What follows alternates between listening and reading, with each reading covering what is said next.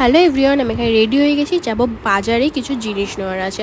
আর এখানে বরমশাই ডিউটি থেকে এসে চটপট করে ফ্রেশ হয়ে আমাকে নিয়ে বেরিয়ে পড়েছে। আর আমি এখানে মাকে টাটা করে বেরিয়ে পড়লাম। তারপরে উঠে গেছি অটোতে।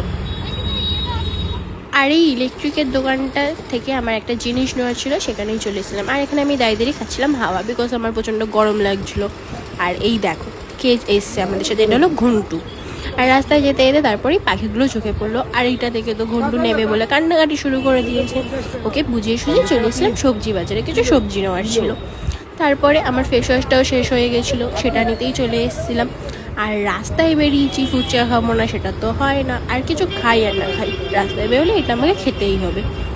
তারপরে ফুচকা টুচকা খেয়ে কিছুটা বাড়ির জন্য নিয়ে চলে এসেছিলাম এই কেকের দোকানটায়। আর তোমরা এই কেকটা দেখো গাইজ, কেকগুলো দেখো জাস্ট অসাধারণ দেখতে।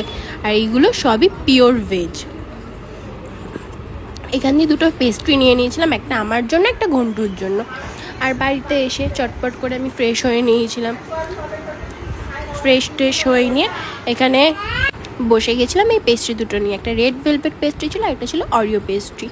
আর দেখো এই ঘন্টু কিনে নিয়েছিল একটা ড্রয়িং বুক, দেখো কি কিউট লাগছে। আর আমি এখন বসে বসে খাবো পেস্ট্রি। চলো টাটা বাই।